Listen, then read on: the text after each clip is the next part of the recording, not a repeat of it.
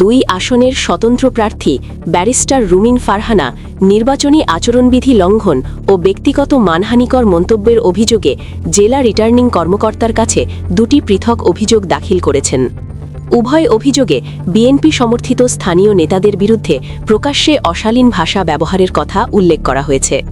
অভিযোগের সূত্রে জানা যায়, গত 11 জানুয়ারি আশুগঞ্জ উপজেলার শরীফপুরে অনুষ্ঠিত প্রয়াত বেগম খালেদা জিয়ার মিলাদ মাহফিলে আশুগঞ্জ উপজেলা যুবদলের আহ্বায়ক আলমগীর খাঁর বক্তব্যকে কেন্দ্র করে এই অভিযোগ দায়ের করা হয়। অভিযোগে বলা হয়েছে, তিনি বলেন, রুমিন ফারহানা ও মুমতাজের মধ্যে কোনো পার্থক্য নেই। অন্যান্য অকথ্য ও মানহানিকর বক্তব্য দেন। এর আগে গত 4 জানুয়ারি অনুষ্ঠিত আরেকটি মিলাদ মাহফিলে আশুগঞ্জ উপজেলা বিএনপির সাধারণ সম্পাদক হাবিবুর রহমানের বক্তব্যকেও অভিযোগে আনা হয়েছে। অভিযোগে বলা হয়েছে, তিনি বলেন, রুমিন ফারহানা টিস্যু পেপার হয়ে গেছে, টিস্যু পেপার কাজে লাগে না। একইভাবে অশালীন ভাষা ব্যবহার তিনি করেন বলে অভিযোগে উল্লেখ করা হয়েছে।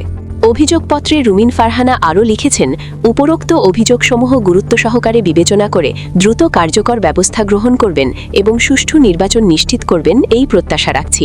ব্যারিস্টার রুমিন ফারহানা ব্রাহ্মণবাড়িয়া 2 আসনে বিএনপি থেকে বহিষ্কৃত হওয়ার পর স্বতন্ত্র প্রার্থী হিসেবে লড়ছেন।